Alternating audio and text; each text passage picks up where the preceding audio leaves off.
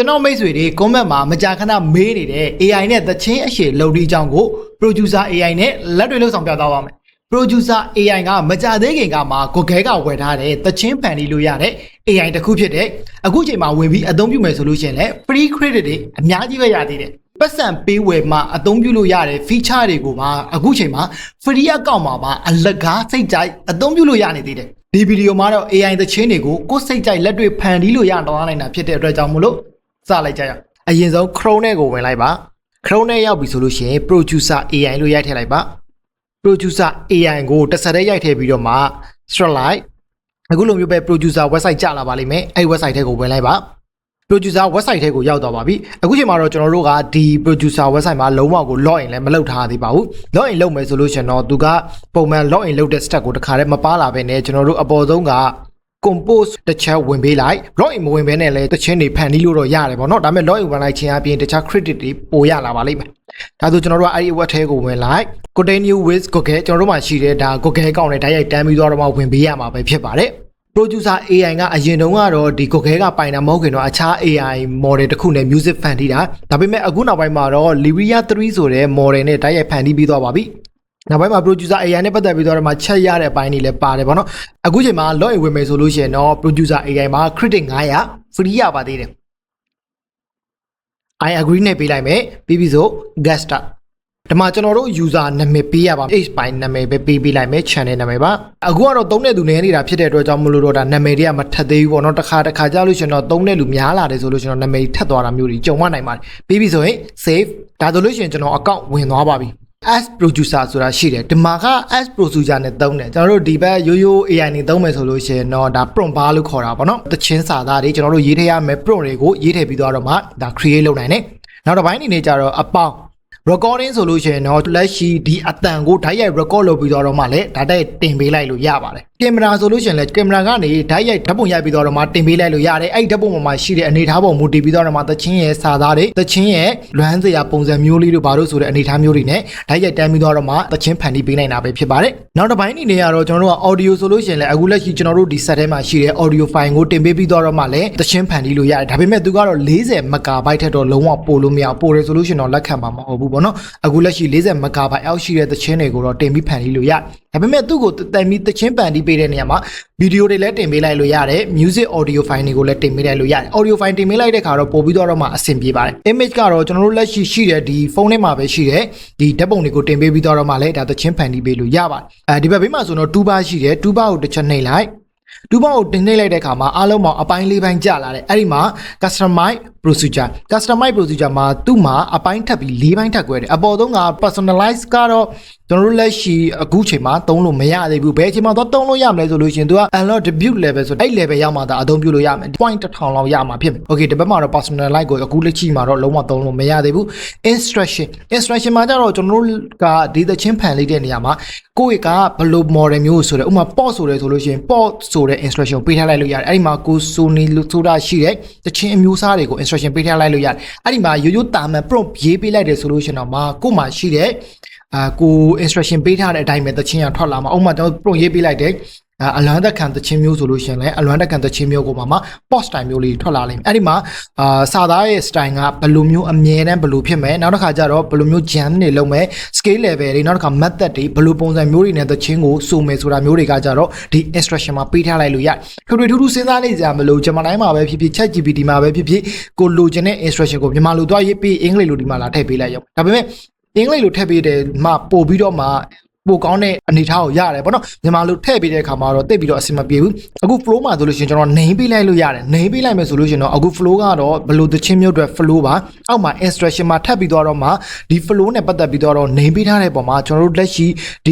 ပုံတင်ပေးလိုက်တယ်ဆိုလို့ရှိရင်တော့ဘယ်လို flow မျိုးနဲ့ဆိုပေါ့နော်တယောက်နဲ့တယောက်ဆိုတဲ့သချင်းဆိုတဲ့ပုံစံ flow ချင်းတွေကမတူဘူးသချင်းမျိုးစားလိုက်ပုံမှာလည်းကွဲလွဲတယ်ပေါ့နော်အဲ့တော့ကြောင့်မလို့ကျွန်တော်တို့က flow တွေကိုပေးထားပြီးတော့မှပဲဆိုလို့ရတယ်နောက်ပိုင်း AI နဲ့သချင်းထုတ်တဲ့အခါမှာဆိုလို့ရှိရင်တော့ prompt ရိုက်ပေးလိုက်တဲ့ print play ပြီးတော့မှကို instruction ပေးထားတဲ့ဘယ် flow ပေါ့နော်ဥပမာ pop အတွက်ပေးထားတဲ့ flow ဓမ္မ raw အတွက်ပေးထားတဲ့ flow ဆိုပြီးတော့မှ flow တစ်ခုချင်းစီကိုဆွဲယူပြီးတော့မှဆိုသွားလိုက်လို့ရတယ်ပေါ့နော်အဲ့မှာဆိုလို့ရှိရင်တော့ကိုလိုချင်တဲ့ flow တိုင်းကိုရမှာပဲဖြစ်ပါတယ် memory ကို on ထားလိုက်မယ်ဆိုလို့ရှင်တော့အရှိမမိတ်ဆွေတို့အနေနဲ့သချင်းတွေဖန်တီးခဲ့တယ်မကြိုက်တဲ့ပိုင်းလေးတွေကိုဖဲဖဲထုတ်သွားတယ်မကြိုက်တဲ့ပိုင်းလေးတွေကိုပြင်လိုက်အဲ့ဒီပြင်လိုက်တဲ့ဟာတွေအကုန်လုံးကိုမှတ်သွားမှာနောက်ပိုင်းသချင်းထပ်ပြီးတော့ဖန်တီးပေးတဲ့နေရာမှာမလူချင်တဲ့အကြောင်းအရာမျိုးတွေကိုထည့်သွင်းပြီးတော့မဖန်တီးပေးပဲနဲ့လူချင်တဲ့အကြောင်းအရာမျိုးတွေကိုပဲဦးစားပေးပြီးတော့ဖန်တီးပေးသွားလိမ့်မယ်အသုံးကြိုင်ကြားလာတော့ကိုနဲ့ကိုက်ညီတယ်ကိုရဲ့ flow နဲ့ကိုက်ညီတဲ့ပုံစံမျိုးကိုအများကြီးရလာမှာပဲဖြစ်ပါတယ် Okay နောက်တော့ပိုင်းဆက်သွားကြည့်မယ် audio နှုတ်တဲ့ပိုင်းကိုတစ်ချက်နှိပ်လိုက်အဲ့ဒီမှာဆိုလို့ရှိရင်သူကmic နဲ့တခါတည်းတန်းချိတ်သွားလိမ့်မယ်အပေါင်းလေးကိုတစ်ချက်နှိပ်ပြီးတော့မှလည်းဒီဘက်က live ကိုဆွဲသွင်းသွားလို့ရတယ်ပေါ့နော်ကျွန်တော်အခုလက်ရှိ audio နဲ့ကိုလုံးဝကိုမဖန်တီးသေးပါဘူးအမေဆွေတို့ကတော့ audio အနေနဲ့ဓာတ်ရိုက်တန်းပြီးတော့မှပဲအတန်သွင်းပြီးတော့ဖန်တီးချင်လည်းဖန်တီးလို့ရပါတယ် prompt မှာပဲဒါသချင်းကိုဓာတ်ရိုက်တန်းပြီးတော့မှဖန်တီးလို့ရတယ်ဒါကကျတော့ generalize ဆိုင်တဲ့အဖြစ်မျိုးကိုပဲထွက်လာဒီသချင်းစာသားတွေဘာတွေကိုထည့်ပေးမယ်ဆိုလို့ရှိရင်တော့ဒီမှာတန်းသွားပြီးထည့်ပေးတာမျိုးမဟုတ်ဘဲနဲ့ general ဆန်ဆန်ဖန်တီးချင်တယ်ဆိုလို့ရှိရင်တော့ဒီ as procedure ကနေဖန်တီးမိတ်ဆွေတို့ကသချင်းကိုတည်တည်ချာချာလေးဖန်တီးချင်တယ်စာသားတွေကိုလည်းတည်တည်ချာချာထည့်ပြီးတော့မှဖန်တီးချင်တယ်တီးလုံးဝစနစ်တကျဖန်တီးချင်တယ်ဆိုလို့ရှိရင်တော့အပေါ်ဆုံးမှာ compose ဆိုတဲ့အပိုင်းလေးပါတယ်အဲ့ compose ကိုတစ်ချက်နှိပ်လိုက်အဲ့ဒါမှဆိုလို့ရှိရင်တော့ lyric စာသားကကိုဘလို့စာသားမျိုးနဲ့လိုချင်တာလဲစာသားကိုဓာတ်ရိုက်တန်းရေးကောင်းတဲ့တစ်ချက်ကကြတော့ तू ကအများဆုံးသချင်းတစ်ပုဒ်စာကအများဆုံး3မိနစ်လောက်ရှိရပေါ့နော်3မိနစ်စာဝန်းကျင်လောက်ကိုထွက်တယ်စာသားပေါ်မူတည်ပြီးတော့မှ9မိနစ်လည်းဖြစ်သွားနိုင်တယ်9မိနစ်လည်းဖြစ်သွားနိုင်တယ်တော်တော်လေးကောင်းတဲ့သချင်းစာသားမျိုးတွေသချင်းတစ်ပုဒ်လုံးကိုရမှာပဲဖြစ်ပါတယ်ဒီဘက်မှာ instrument ကိုဖွင့်ထားလိုက်မယ်ဆိုလို့ရှိရင်တော့သချင်းစာသားထည့်ပေးပေမဲ့လည်းစာသားလုံးဝမပါလာတော့အတန်မင်းထွက်လာတယ်အဲ့စာသားပေါ်မူတည်ပြီးတော့မှဆိုမဲ့ဒါတီလုံးအနေထားမျိုးကိုပဲဒါထုတ်ပေးသွားလိမ့်မယ်စာသားလုံးဝမပါလာဘူးအဲ့ဒါလေးတစ်ချက်ကတော့တော်မိုက်တယ်အများသောစတူဒီယိုမှာသွင်းနေဆိုရင်တီလုံးတက်အတန်တက်သွင်းပြီးတော့မှပြန်ပြီး combine လုပ်ကြတယ်ပေါ့နော်စတူဒီယိုမှာသုံးတဲ့အနေထားမျိုးလောက်ထိကိုအဆင်ပြေအောင်လို့စာသားတက်အတန်တက်ခွဲသွားပြီးတော့မှလှုပ်ချင်တယ်ဆိုလို့ရှိရင်လည်း instrumental လေးကိုဖွင့်ထားလိုက်ရုံပဲအဲ့ဒါဆိုလို့ရှိရင်တော့နောက်ကတီးတဲ့တီလုံးတီးတဲ့ပဲထွက်လာလိမ့်မယ်အောက်မှာတော့ sound ပါကိုဘလို့ sound မျိုးကိုသုံးချင်တာလဲပေါ့ဆိုပေါ့အဲ့ဒီမှာသူ့မှာသူနောက်မှာ DD ထည့်ရမယ် sound ပုံစံလေးတွေရှိတယ်ပေါ့နော်အဲ့ဒီ sound လေးတွေကိုထည့်ပေးလိုက်ရုံပဲအောက်က advance ကိုထည့်ပြီးဖွင့်လိုက်မယ်ဆိုလို့ကျွန်တော်အောက်မှာဒီတချင်းရဲ့ဒါ DD ကြကြထည့်ပေးခြင်းတဲ့အပိုင်းတွေမှာ advance ကိုထည့်သွင်းပြီးတော့အသုံးပြုလို့ရဒီမှာဆိုလို့ရှိရင်အခုလက်ရှိဘယ်နှမိနစ်စက္ကန့်သုံးပါလဲပေါ့နော်ဥပမာ9မိနစ်လားဒါမှမဟုတ်6မိနစ်လား3မိနစ်နဲ့ဘယ်နှစက္ကန့်လဲဆိုပြီးတော့မှအလျားကိုတူတာမျိုးရှည်တာမျိုးကိုအသုံးပြုလို့ရတယ်ကျွန်တော်တို့ဒီမှာ red တွေပါတွေဆိုတဲ့အခါမှာဆိုလို့ရှိရင်စာသားအများကြီးရတယ်ဆိုပေမဲ့အမြန်ဆိုတာဖြစ်တဲ့အတွက်ကြောင့်မလို့ဒါသချင်းပုတ်လေးကတူသွားတယ်ပေါ့နော်ကိုလိုချင်တဲ့ကာလအပိုင်းခြားပေါ့နော်ဥပမာ3မိနစ်4မိနစ်5မိနစ်ဆိုပြီးတော့မှကြိုက်တဲ့မိနစ်ကိုထည့်သွင်းပြီးတော့မှလိုချင်တဲ့မိနစ်ရှည်လိုက်ဖန်တီးလို့ရတာပဲဖြစ်ပါတယ်အခု model ကတော့ Livia 3 model ကိုပဲအသုံးပြုသေးတယ်နောက်ဘက်မှာ BBN နဲ့နောက်တစ်ခါ seat တွေကလည်းကိုကြိုက်တဲ့လိုမျိုးထည့်သွင်းပြီးတော့မှအသုံးပြုလို့ရတာပဲဖြစ်ပါတယ်အဲ့ဒီဘိုင်းပြင်နောက်ဆုံးမှာ D-Day ဆိုတာရှိဒီday မှာ app တိုင်တွေကကြတော့သချင်းရဲ့နာမည်အောက်မှာ prompt image ဆိုတာရှိ prompt image ကကြတော့ကျွန်တော်တို့ကဓာတ်ပုံကိုအပြင်ကလည်းမရိုက်ချင်ဘူးဒီဘက်မှာပဲ prompt မြန်မာလိုရေးထည့်ပေးလိုက်မယ်ဓာတ်ပုံသွားပြီး create လုပ်လိုက်မယ်အဲ့ဓာတ်ပုံ vibe ပုံမူတည်ပြီးတော့မှတခါတည်းတန်းပြီးတော့မှသချင်းစာသားရဲ့သချင်းတီးလုံးရဲ့ဓာတ်ပုံရဲ့ကြည့်ပြီးတော့မှဒီ3ခုလုံးနဲ့ like မဲ့အနေထားနဲ့သချင်းဖန်တီးပေးတာအဲ့ဒါလေးကတော်တော်မိုက်တယ်ဓာတ်ပုံတစ်ပုံတင်ပေးလိုက်မယ်ဓာတ်ပုံလေးတစ်ပုံဒါတက်သွားပြီပေါ့နော်အခုလက်ရှိဓာတ်ပုံဆိုလို့ရှိရင်ဒါကျွန်တော်ဆက်ထဲကတင်ပေးလိုက်တဲ့ပုံဒါပေမဲ့အဲ့ဒီမှာ prompt image ကနေပြီးတော့လဲဓာတ်ပုံတန်းပြီး create လုပ်လို့ရတယ်ကောင်လေးတယောက်လမ်းမှာဘေးအသေးကွက်နေသည့်ပုံ generate ပုံပြောင်းသွားပြီ right ဒီမှာဆိုလို့ရှိရင်ကောင်လေးတယောက်လမ်းမှာဘေးအသေးကွက်နေတဲ့ပုံကိုရသွားပြီအခုလက်ရှိကျွန်တော်အပေါ်မှာ lyric တို့ sound တို့ကကြတော့မိတ်ဆွေတို့ကြိုက်တဲ့သချင်းစာသားအောက်မှာစောင်းကိုကြိုက်တယ်လို့ထဲတပတ်မှာကိုယ့်ဘာသာကို create လုပ်လို့အဆင်မပြေဘူးဆိုလို့ရှိရင်လည်းဂျမနိုင်မှာပဲဖြစ်ဖြစ် ChatGPT မှာပဲဖြစ်ဖြစ်ကိုလိုချင်တဲ့စာသားကိုလိုချင်တဲ့စောင်းကိုတွားပြီးရွေးလို့ရတယ်ဗောနော်အခုလက်ရှိကျွန်တော်ကဒီ prompt bar ကနေပဲအသက်ကွက်သချင်းဆိုပြီးတော့မှရေးထည့်ပေးလိုက်မယ်ကျွန်တော်ရေးပေးလိုက်တဲ့ prompt ကရိုးရိုးလေးပဲနော်ကောင်လေးတယောက်လမ်းမှာဘေးအသက်ကွက်နေသည်post time ပေါ့ကျွန်တော် post ကြိုက်တာဟုတ်ပြီးပြီဆိုစလုပ်ပေးလိုက်မယ်စပြီး thinking လုပ်နေပြီSitting on the dented hood of my Civic မြန်မာတန်နဲ့ဖော်ပြပေးပဲနဲ့အင်္ဂလိပ်လိုဖော်ပြပေးတယ်ဘာမှမလုပ်ဘူးပြန်ပြောင်းလိုက်ရုံပဲမြန်မာစကားပြန်တီးဆိုပေးပါလို့ပြန်ပြောင်းလိုက်မယ် editing lyrics ပြန်လုပ်နေပြီပေါ့နော်အပေါ်ဆုံးကပေးလာတဲ့စာသားကအင်္ဂလိပ်လိုကြီးဖြစ်နေတယ်ကျွန်တော်တို့ကအင်္ဂလိပ်လိုလုပ်ချင်တာမဟုတ်ဘူးပေါ့နော်မြန်မာလိုပဲပြန်ပြောင်းလိုက်တယ်သူဘယ်လိုလုပ်ပေးမလဲဆိုတာကြည့်လို့ရတယ်မြန်မာစာပြန်ပြောင်းပြီးတော့ပြီပြန်ပြီးတော့မှ generating လုပ်နေတယ်လမ်းမဘေးကအန်ရဲဆိုပြီးတော့မှလည်းဖော်ပြပေးထားတယ်ခဏလောက်ချိန်ပေးလိုက်မယ်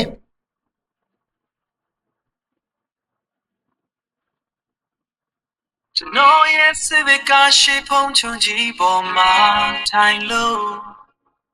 ကြောက်စရခဲတွေတဲ့အင်ဂျင်အေးခံရည်တွေယူစီနေတာကိုကြည့်နေတယ်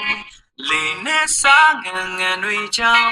မျက်စိတွေဆက်နေတယ်မိုးကောင်းစဝိုင်းကဒူးခေါင်းမဲ့ဆွဲနေတဲ့မင်းထွက်သွားပြီးပြီးချင်းအင်ဂျင်ထိုးရသွားတာငါနဲ့တမရဲယူဆိုင်မိခဲ့တဲ့နောက်ထပ်အရာတစ်ခုပေါ်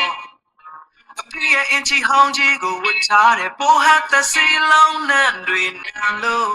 ရအားလုံးကလေးလံပြီးဆိုထိုင်းနေတယ် အခုလက်ရှိတချင်းကကြတော့ကျွန်တော်တို့ခုနကပေးလိုက်တဲ့ပုံနဲ့လုံးဝကွက်တီပဲတစ်ချက်ကြည့်ကြည့်လိုက် compose ကိုတစ်ချက်နှိပ်လိုက်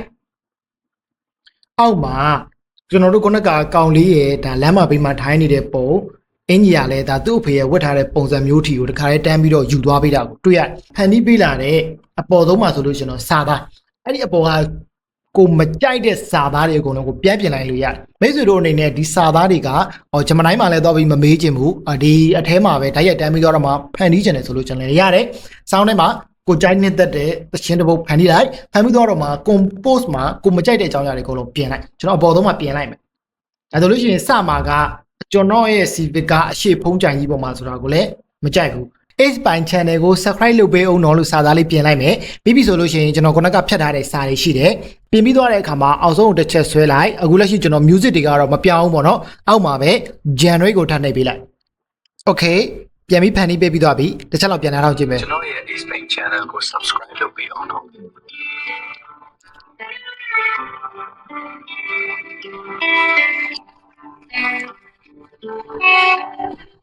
မိုးကောင်းစဝိုင်းကဒူးခေါင်းညုံမင်းဆွဲနေတဲ့အတိုင်းပဲမင်းထွက်သွားပြီးဖြစ်ချင်းအင်ဂျင်ထိုးရသွားတာငါနဲ့တန်မာရင် ဒီ section ပေးနာကိုတစ်ချက်မှားလို့နှိပ်လိုက် နောက်ထပ်အရာတစ်ခုပေါ်အဖေရဲ့အင်ချီဟောင်းကြီးကိုထားတယ်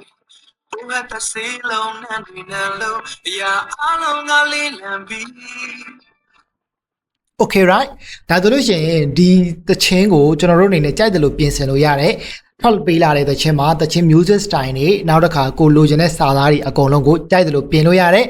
သချင်းရဲ့အရှည်ရတယ်2မိနစ်နဲ့58စက္ကန့်အောင်ရတယ်သချင်းတစ်ပုတ်တာမန်သချင်းတစ်ပုတ်နီးနီးလောက်ကိုရတယ်ကိုလိုချင်တဲ့စာသားကိုလိုချင်တဲ့တီးလုံးနဲ့ကိုလိုချင်တဲ့သချင်းအနေထားကိုပါကြိုက်တယ်လို့ create လုပ်လို့ရသေးတယ်ဘာလို့သေးလဲနောက်တစ်ပိုင်းအနေနဲ့ကြတော့ကျွန်တော်တို့အခုလက်ရှိဒီ setting တွေအကုန်လုံးကိုနားလည်သွားပြီဆိုလို့ရှိရင်ကျွန်တော်သချင်းတွေကိုစတင် download ရယူတဲ့အပိုင်းကိုသွားမယ်သွားမယ်ဆိုလို့ရှိရင်အပေါ်ဆုံးမှာ menu ကိုတစ်ချက်နှိပ်လိုက် new section ဆိုလို့ရှိရင်တော့အခုနောက်ထပ်ပြီးတော့မှ session တစ်ခုနောက်ထပ်သချင်းအသစ်ထပ်ပြီး create လုပ်ဖို့အတွက်ဒါပြန်ရောက်သွားတယ်ဒါဆိုလို့ရှိရင်တော့ကျွန်တော်တို့နောက်ထပ်ပြီးတော့မှသချင်းအသစ်တစ်ပုတ်ကိုဖန်တီးနိုင်တယ်Okay ဒါဆိုကျွန်တော်တို့ဖန်တီးပြီးသားသချင်းတွေကိုတွားကြည့်မယ်ဆိုလို့ရှင်တော့ menu ကိုတစ်ချက်နှိပ်လိုက်အဲ့ဒီမှာ song ဆိုတာရှိတယ်ကျွန်တော်တို့ပုံမှန်သချင်းနားထောင်နဲ့ဒါ music player တစ်ခုခုဖွင့်နေတယ်လို့ပဲ song ရှိတယ် playlist ရှိတယ် song နဲ့ကိုတစ်ချက်ဝင်လိုက်မယ်ဆိုလို့ရှင်တော့ကျွန်တော်ဒီမှာဖန်တီးထားခဲ့တဲ့သချင်းတွေအကုန်လုံးကိုတွားတွေ့နိုင်တယ်ဒီမှာဆိုလို့ရှိရင်သူကသချင်းကိုပုံမှန်ပထမဆုံးဖန်တီးတဲ့အခါမှာနှစ်ပုတ်ဖန်တီးပေးတယ်ဘယ်တစ်ပုတ်ကပိုကောင်းမလဲဆိုတော့မသိဘူးအပေါ်တစ်ပုတ်နားထောင်မကြိုက်ဘူးဆိုတော့အောက်တစ်ပုတ်နားထောင်အပေါ်ဆုံးမှာဆိုလို့ရှိရင် the hazard ဆိုတဲ့သချင်းမှာ take 1 take 2ဆိုပြီးတော့မှနှစ်ပုတ်ဖန်တီးပေးတယ်ခုနကကျွန်တော်ဝင်လိုက်တဲ့အခါမှာအခုဒါကသချင်းတစ်ပုတ်တစ်မျိုးနောက်တစ်ခါ song ကိုပဲပြန်ဝင်လိုက်အဲ့ဒီမှာ hazard take 2ဆိုတာရှိတယ် Okay အဲ့ဒါကကြတော့အခုလက်ရှိကျွန်တော်တို့ prompt ရိုက်ထည့်လိုက်တာနဲ့တင်သူကဘယ်လိုပုံစံမျိုးအနေထားမျိုးကိုကြိုက်မှမသိတာဖြစ်တဲ့အတွက်ကြောင့်မလို့နှစ်ပုတ်ဖန်တီးပေးအောက်မှာဆိုလို့ရှိရင်လည်းအပေါ်ဆုံးမှာလမ်းမဘေးကအန်နေရဆိုမှာ take 1 take 2ဆိုပြီးတော့နှစ်မျိုးပါဒါကကြတော့ကျွန်တော်တို့ကြိုက်တဲ့သချင်းပုံစံအနေထားကိုယူလိုက်ရုံပဲဗောနော်အခုလက်ရှိကျွန်တော်ကဘယ်လိုပြန်လုပ်လိုက်လဲဆိုတော့အခုနောက်ဆုံးနေမှာကိုကြိုက်နေတဲ့ music player တစ်ခုကိုတွားအပေါ်ဆုံးကနေ compose ကနေပြီးတော့မှကိုကြိုက်နေတဲ့ပုံစံမျိုးကိုပြန်ပြင်လိုက်နောက်ဆုံးတစ်ချင်းကတော့ session 4လက်မပေးရအနေရဲ့အဲ့ဒီမှာ Ace Pine Channel ကိုကြိုဆိုပါလေဆိုပြီးတော့မှနောက်ဆုံးထွက်လာတဲ့တစ်ချင်းကျွန်တော်ရဲ့ Ace Pine Channel ကို subscribe လုပ်ပေးအောင်တော့ဒါကနောက်ဆုံးကျွန်တော်ဖန်တီးလိုက်တဲ့သချင်းကိုကြိုက်နေတဲ့ဆိုလို့ရှိရင်အသေးလေးတွေပေးခဲ့လိုက်ဒါကတော့ music player မှာလုပ်နေကြတဲ့အတိုင်းပဲဘေးနားကအဆက်လေး30ကိုနှိမ်အဲ့ဒီမှာ remix ဆိုတာရှိတယ်start session ရဲ့ variation ရဲ့ use pro ရဲ့ train ရဲ့ဆိုပြီးတော့မှ၄ပိုင်းပါ အဲ့ဒီမှာ start session ကိုနှိပ်လိုက်မယ်ဆိုလို့ရှိရင်အခုလက်ရှိတချင်းကိုပြန်ပြီးတော့မှ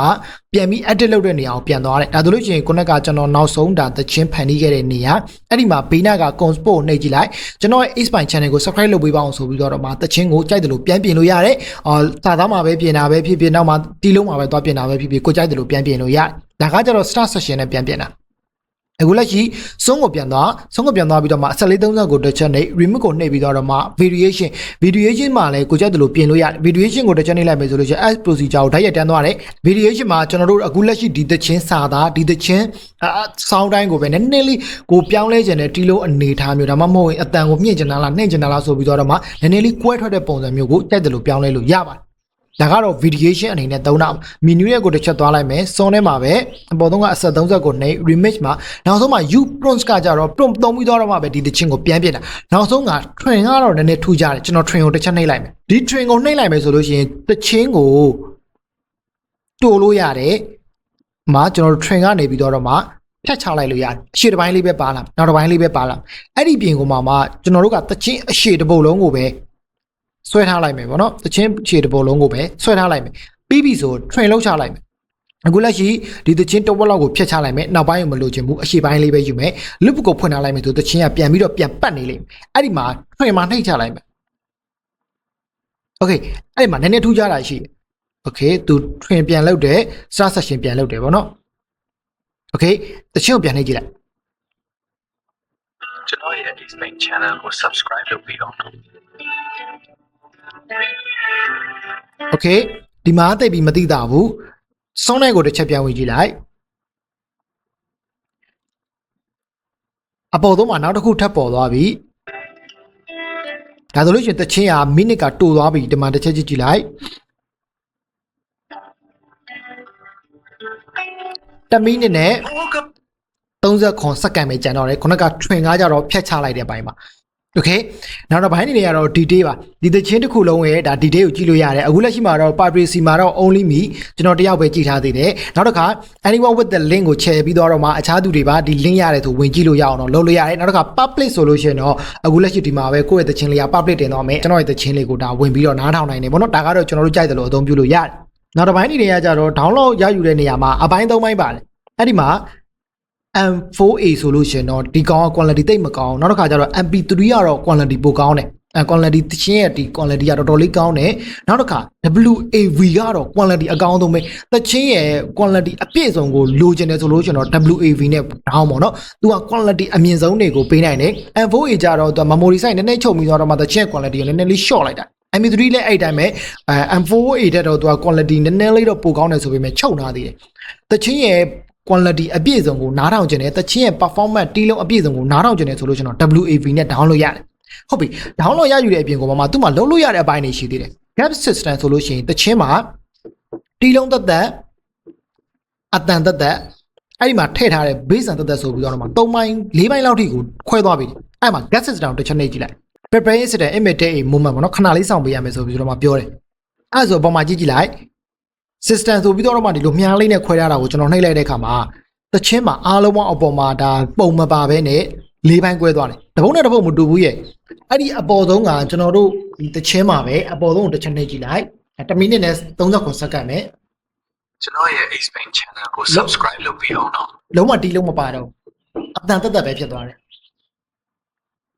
နည်းနည်းလေးကြော်လိုက်မယ်You must sign me careနောက်ထပ်အရာတစ်ခုပေါ် တီးလုံးမပါဘူးအတန်တက်တက်ပဲဖြစ်သွားတယ်နောက်တစ်ပုတ်ကိုပြန်ပြမယ်ဒါဆိုအပေါ်ဆုံးကပုတ်ကဒါတီးလုံးမပါပဲနဲ့အတန်တက်တက်နောက်တစ်ပုတ်ထပ်နှိပ်လိုက်မယ်သူကနောက်ကနေထည့်ပြီးတော့တစ်ဆိုတဲ့အတန်လေးပဲပါတာပေါ့နော်အဲ့တခါအတန်ကိုလည်းတစ်ပိုင်းခွဲထုတ်ပြီးသွားတယ်ဒါတီးလုံးတက်တက်မဟုတ်သေးဘူးနောက်တစ်ပုတ်ဒါလည်းသူကနောက်ကတစ်နဲ့သူအတန်တစ်မျိုးလေးပဲသူထည့်သွားပြီးတယ်ဒါကတော့သူနောက်ခံထည့်တဲ့သချင်းပေါ့နော်โอเคဒါကြစ်လေးနဲ့ထည့်သွားပြီးတယ်ဒါကတော့သူ့ရဲ့သချင်းတွေထားပါနောက်တစ်ပုတ်မှာကျတော့လုံးဝကိုဒါအတန်ဖြစ်နေလိမ့်မယ်အတန်မှာသူ့အနေနဲ့အတန်ဒါ စကားပြောတဲ့အတန်တီးတန်နောက်တစ်ခါတီးလုံးတန်ကိုမှထပ်ပြီးတော့မှအပိုင်းလေးတွေနဲ့အားလုံးပေါင်း၄ပိုင်းခွဲပြီးတယ်အဲ့ထဲကကိုကြိုက်နေတဲ့အပိုင်းကိုဒေါင်းလောရယူပြီးတော့အသုံးပြုအောင်ပဲအခုလက်ရှိကိုတချင်းကိုလုံးဝကြိုက်တယ်စာသားမလို့ချင်းတော့ကာလာအိုကေကိုပတ်သက်ကိုဆိုချင်တယ်ဆိုလို့ရှိရင်လည်းဒီမှာပဲအတန်ကိုဓာတ်ရိုက်ဒေါင်းလောရယူပြီးတော့မှအသုံးပြုလို့ရပါသေးတယ်အဲ့ဒါတော့တော်လေးမိုက်တယ်ကျန်တဲ့ဘိုင်းတွေကတော့ playlist ထဲမှာတော့ကျွန်တော်တို့တချင်းကိုဒါ playlist လုပ်ပြီးတော့မှဒါခွဲထားလို့ရတယ် playlist ထဲထည့်ခြင်းနဲ့ဆို sound တွေကိုဝင်လိုက်ဘေးကကအစလေး30ကိုတစ်ချက်နဲ့ add to မှာ playlist ဆိုလို့ရှိရင် playlist ကိုပါတာကိုဓာတ်ရိုက်ခွဲပြီးတော့မှကိုထည့်ခြင်းနဲ့ create playlist တစ်ခုနဲ့တွားထည့်ထားလို့ရတယ်ဒါကတော့ပုံမှန် music ဒီမှာပါနေကြဖြစ်တဲ့အတွက်ကြောင့်မလို့တော့မပြောတော့နောက်တစ်ပိုင်းတွေကတော့ space up ပါ space up ကကြောင့်တော်တော်လေးမိုက်တယ်ကို့မှာတချင်းတစ်ပုတ်ကိုဖန်တီးမယ်โอเคဖန်တီးပြီးတော့ပြီးခါမှာတယောက်တည်းဖန်တီးတာမျိုးမဟုတ်ကိုယ့်ရဲ့တငယ်ချင်းတွေနဲ့ပါတချင်းတစ်ပုတ်ကိုဝိုင်းပြီးဖန်တီးခြင်းနဲ့ဆို space up ကိုသုံးတယ် music video ဆိုလို့ရှိရင်တော့အခုလက်ရှိကျွန်တော်တို့မှာ music video မရှိသေးဘူးပေါ့နော်နောက်ပိုင်းမှာတော့ music video ဖန်တီးလို့ရလာပါလိမ့်မယ်နောက်တစ်ပိုင်းကျတော့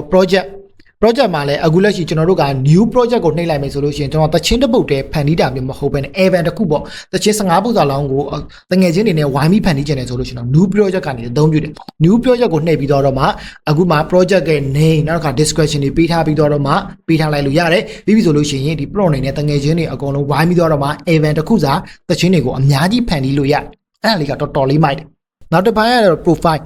profile မှာကြတော့အခုလက်ရှိဒီ profile မှာဆိုလို့ရှိရင်တော့ဒါတချင်းရှိတယ်နောက်က play ရှိတယ်ကိုယ့်ရဲ့ profile ကိုတခြားသူတွေနဲ့ follower လုပ်ပြီးတော့မှ following တွေ follower လုပ်ပြီးတော့မှပဲအသုံးပြုလို့ရပါတယ် profile မှာကိုယ့်ဘာသာကိုကြိုက်တယ်လို့ပေးထားလိုက်ဥပမာ TikTok တို့Facebook တို့အသုံးပြုနေတယ်လို့မျိုးပဲဒါကတော့ AI ကိုအသုံးပြုတာပေါ့နော်နောက်တစ်ပိုင်းကျတော့ကျွန်းရေးပဲကကြတော့အခုလက်ရှိသူ့ရဲ့ဒီတချင်းတွေကိုဘယ်တချင်းမျိုးစားပိုကောင်းလဲဆိုပြီးတော့မှ photo ပေးတဲ့စနစ် let's go အခုလက်ရှိ slide A မှာတချင်းတစ်ပုတ်ဖန်တီးပေးတယ်အခုလက်ရှိတော့သူမရွေးပေးသေးဘူးကျွန်တော် play လိုက်မယ် slide A မှာတချင်းတစ်ပုတ် slide B မှာတချင်းတစ်ပုတ်အဲ့ဒီကနေမှဘယ်တချင်းကိုပိုကြိုက်လဲဆိုပြီးတော့မှ credit ပေးတာပေါ့နော်ကိုကြိုက်တယ်လို့ဖန်တီးလို့ရတယ်ဟုတ်ပြီနောက်တော့ဘိုင်းကကြတော့ကျွန်တော်လက်ရှိ account တွေကိုဝင်ကြည့်လိုက်မယ်ဆိုလို့ရှိရင်တော့အခုလက်ရှိဒီ account မှာက free ကိုပဲအသုံးပြုထားတယ်ကျွန်တော် pro plan မဝယ်ရသေးဘူးဝယ်ချင်တယ်ဆိုလို့ရှိရင်တော့အောက်မှာ upgrade ကိုဝင်ပြီးတော့မှ free plan နဲ့ဖြစ်တဲ့အတွက်ကြောင့်မလို့$0ပါမယ်အဲ့ဒီမှာ daily top credit အနေနဲ့ credit 30ရတယ်နေတိုင်းမနေ့ကဆိုတော့ကုန်တာပေါ့နော် okay နောက်တစ်ခုကကြတော့ concurrent generation ကိုသူကနှစ်ခုပေးတယ်နောက်ပိုင်း star မှာဆိုလို့ရှိရင်တော့$6ပါမန်သုံးလို့ရတယ်$18ကိုတစ်လကို$18ပေးပြီးသုံးလို့ရတယ်အောက်မှာ member ဆိုပြီးတော့မှလည်း member ကြီးတွေနဲ့ဝင်သုံးလို့ရတယ်အခုလက်ရှိမှာတော့ free မှာ permission အကုန်လုံးနှီးပါးကိုဖွင့်ထားပေးတယ်ပေါ့နော်အခု member မှသာရတဲ့တခြား permission တွေတော့မပါဘူးပေါ့နော်အခုလက်ရှိမှာdaily မှာပေါ့ကျွန်တော်တို့လက်ရှိ free သုံးပြတာကောနောက်ကပတ်စံပေးပြီးအသုံးပြုတာမှာကော member အဆင့်မဟုတ်သေးတယ်တခြား starter plus လောက် free ချာအကုန်လုံးကိုရတယ် feature တွေဘာမှကိုတော့မပေးသေးဘူးဒါပေမဲ့နောက်ပိုင်းတော့ပိတ်မှာပေါ့နော်ဒါကတော့ကျွန်တော်လည်းမပြောတတ်ဘူးဟုတ်ပြီဒါကကြတော့ပတ်စံပေးဝယ်တာနောက်ပိုင်းကျွန်တော်တို့ 8 by အခုလက်ရှိဘေးနားမှာ invite ဆိုတာလေးရှိတယ်နံပါတ်တစ်ချက်လောက်ပြမှာအဲ့ invite ကတော်တော်လေးမိုက်တယ်အခုလက်ရှိအနေထားမှာမိတ်ဆွေက invite ကိုတစ်ချက်နှိပ်လိုက်အဲ့မှာ link လေးရှိတယ်အဲ့ link ကိုလည်းကျွန်တော်ရဲ့ video ရဲ့ description မှာထည့်ထားပေးမယ်အဲ့ link လေးကို copy ကူးလိုက်ကိုယ်တငယ်ချင်းတွေကိုတွက်ရှယ်လိုက်အခုလက်ရှိကျွန်တော်ရဲ့ဒီ video ရဲ့အောက်မှာလဲပေါ့နော်အဲ့ link လေးရှိတယ်အဲ့ link လေးကိုတွက်နှိပ်ပြီးတော့မှ account သွားဖွင့်လိုက်မယ်ဆိုလို့ရှိရင်တော့ဖွင့်တဲ့လူလဲ credit 900ရကျွန်တော်လည်း900ရအဲ့မှာမိတ်ဆွေကနေမှထပ်ပြီးတော့မှ account ကိုအခြားတစ်ယောက်ဖွင့်စေချင်သေးတယ်ဆိုလို့ရှိရင်လဲအဲ့ဒီက link လေးကိုပဲ copy ကူးပြီးတော့မှအခြားတစ်ယောက်ပေးလိုက်အခြားတစ်ယောက်ကအဲ့ link လေးကဝင်ဖွင့်လိုက်ဘာမှလည်းပေးစရာမလိုဘူးပါရမလဲဆိုတော့ credit 900ရမယ်မိတ်ဆွေလည်းရမယ်မိတ်ဆွေ link ကိုယူပြီးဖွင့်တဲ့လူလည်းရတော်တော်လေးမိုက်တယ်အခုလက်ရှိကျွန်တော်ရဲ့အောက်က description မှာလည်းအခု link လေးချပေးထားမယ်အဲ့ link လေးကိုယူပြီးတော့မှဖွင့်ပေးကြပါဦးဒါကတော့ credit 900ရမယ်ပေါ့နော်ဒါကတော့ free ရနေတာအခုလက်ချိန်ဒီပေးထားသေးတယ်ဘယ်ချိန်လောက်ကြာရင်တော့ဒါစီစဉ်ကပြတ်မလဲတော့မသိဘူးပေါ့နော် account ထဲကိုဝင်လိုက်မယ်ဆိုတော့ပုံမှန်တိုင်းပဲတင်းပြောင်းလို့ရမယ်နောက်တစ်ခါကျတော့ account setting တွေကိုတစ်ချက်ဝင်လိုက် account setting တွေကိုဝင်လိုက်မယ်ဆိုလို့ရှိရင်တော့ moderate library တွေပါတွေကကျတော့ကျွန်တော်တို့ဖွင့်ပြီးတော့မှအသုံးပြုလို့ရတယ်ဘာလို့ things ကတော့ပုံမှန်တိုင်းပဲအောက်မှာ credit 900နဲ့4 available ရတယ်ပေါ့အဲ့ဒီမှာတချင်းတစ်ပုတ်ဖန်တီးတယ်ဆိုလို့ရှိရင် credit 9 credit ကုန်တယ်ပြန်ပြီးတော့မှပြန်ပြင်လိုက်မယ်ဆိုလို့ရှိရင်တော့2 credit လောက်ကုန်တယ် credit ကသူကအမြဲအခုလက်ရှိစတင်ပြီးတော့ဝင်ချင်း daily free credit အနေနဲ့30ပေးတယ် bonus credit အနေနဲ့900ရတယ်နောက်တစ်ပိုင်းအနေနဲ့ကျွန်တော်တို့စတင်ပြီးတော့မှဖန်တီးလိုက်တဲ့အခါမှာ credit connect ကကျွန်တော်တချင်း4ပုတ်ဖန်တီးလိုက်တယ်အပေါ်ဆုံးမှာပထမဆုံးထွက်တဲ့အခါမှာ2ပုတ်နောက်တစ်ခါထွက်တဲ့အခါမှာမြန်မာသားပြန်ပြောင်းတဲ့အခါမှာ2ပုတ်ဆိုပြီးတော့မှအားလုံး4ပုတ်ဖန်တီးလိုက်တဲ့အခါမှာ credit 20ကုန်တယ် နောက်တစ်ခါထပ်ပြီးတော့မှတချင်းကိုထပ်ပြီးတော့မှ editing လုပ်လိုက်တဲ့အခါမှာ9 credit ထပ်ကုန်တယ် credit က30လောက်ရတယ်တချင်းကိုတတိချာချာလေး editing လုပ်မယ်ဆိုလို့ကျွန်တော်တစ်ရက်ကိုတစ်ပုတ်နှစ်ပုတ်စာလောက်တော့ဒါအသုံးပြုလို့ရတယ်ပေါ့နော်တတိချာချာလေး prompt ရေးပေးမယ်ဆိုရင်တော့အဆင်ပြေတယ်အခုလက်ရှိ usage မှာကျွန်တော်တို့လက်ရှိ credit ဘယ်လောက်ရှိသေးလဲ credit ဘယ်လောက်သုံးသေးလဲဆိုတော့ကိုလည်းကြည့်လို့ရပါသေးတယ်အောက်မှာတော့ပုံမှန်တိုင်းပဲဘယ်ကိုခဲကောင်းနဲ့ချိန်ထားလဲဆိုပြီးတော့မှတိုက်ရိုက်ဝင်ကြည့်လို့ရတယ် okay မိတ်ဆွေတို့တောင်းဆိုနေတဲ့အတိုင်းပဲတချင်းတစ်ပုတ်လုံးကိုစာသားရောတီးလုံးရောကိုလိုချင်သလိုဖန်တီးလို့ရနိုင်တဲ့ AI တခုမိတ်ဆွေတို့လက်ထဲကိုထည့်ပေးလိုက်ပါပြီတခုတော့ရှိရဲ့ subscribe နဲ့ comment လေးတော့အောက်ကပေးတော့ပါဦးအခုလက်ရှိ procedure AI ကိုသုံးလို့အဆင်ပြေတယ်ဆိုရင်တော့အောက်က comment လေးမှာတော့အဆင်ပြေကြောင်းလေးတော့ comment ရေးပေးသွားပါဦး channel ကို subscribe မလုပ်ရသေးရင်လည်း subscribe လုပ်သွားပေးခြင်းဖြစ်ကူညီပေးပါဦး producer AI နဲ့ဖန်တီးထားတဲ့တချင်းဖန်တီးနည်းတွေကိုလည်းအောက်က comment မှာအများကြီးဝင်ရောက်ပြီးရေးပေးသွားပါဦးနောက်ဗီဒီယိုမှာပြန်တွေ့ကြတာပေါ့